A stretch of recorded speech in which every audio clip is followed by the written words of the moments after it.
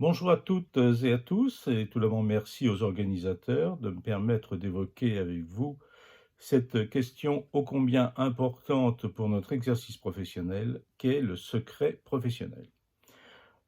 Le secret médical, c'est le secret professionnel du médecin, comme le secret notarial est celui du notaire.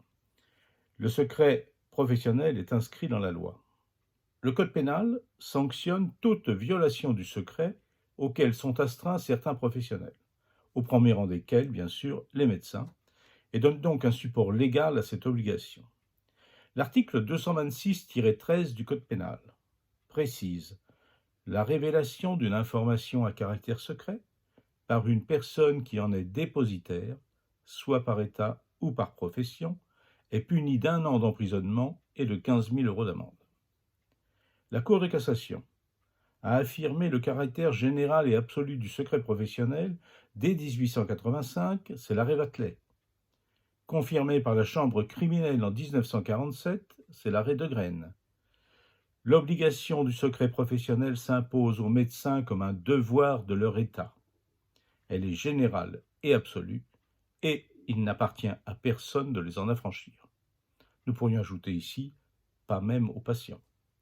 L'article L. 1110-4 du Code de la santé publique précise, lui, toute personne prise en charge par un professionnel de santé, un établissement ou service, un professionnel ou organisme concourant à la prévention et aux soins, a droit au respect de sa vie privée et du secret des informations la concernant.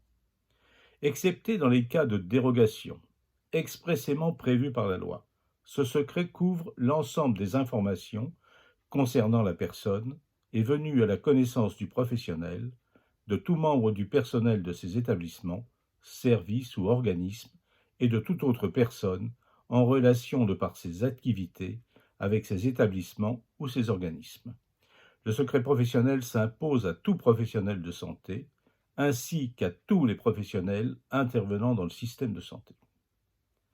Le secret partagé, en effet, des professionnels peuvent, dans certaines conditions, et sauf opposition de la personne dûment avertie, échanger des informations afin d'assurer la continuité des soins ou de déterminer la meilleure prise en charge possible.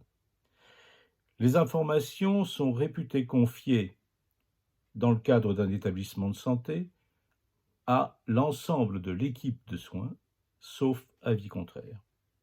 Au sein d'une maison ou d'un centre de santé, aux autres professionnels de santé de la structure qui la prennent en charge, sous réserve du recueil de son consentement express et de l'adhésion des professionnels concernés au projet de santé mentionné aux articles L.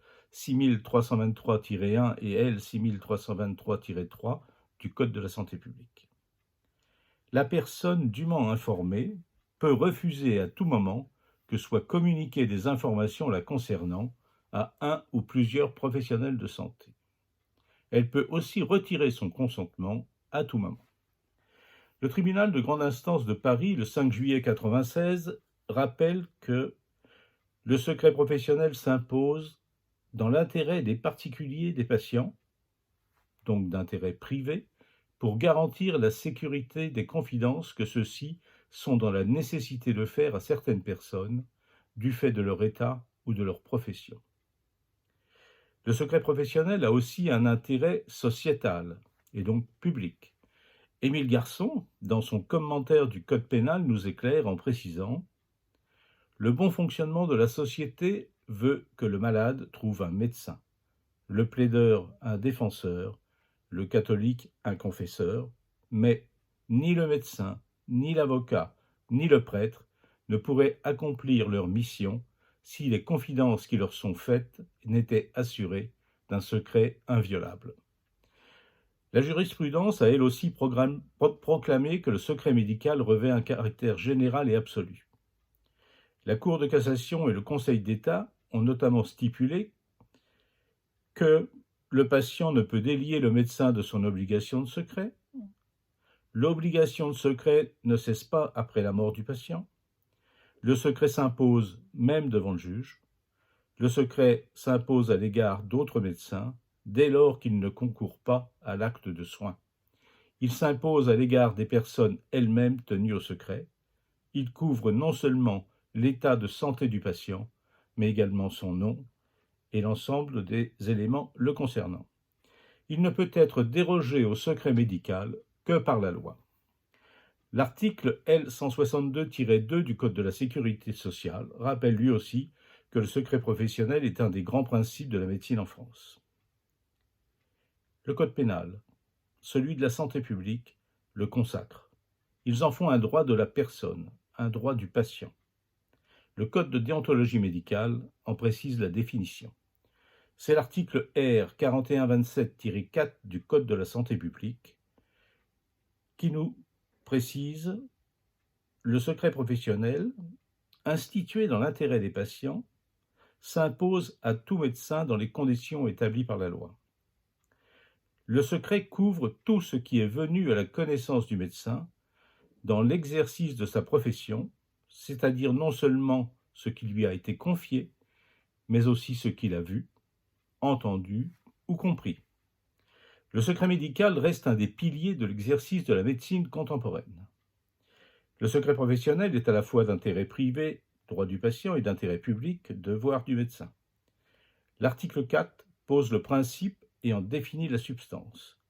Ses conséquences sont développées dans l'article 72 en ce qui concerne les personnes qui assistent le médecin, elles-mêmes tenues au secret professionnel, et les articles 73 et 104 en ce qui concerne les documents médicaux.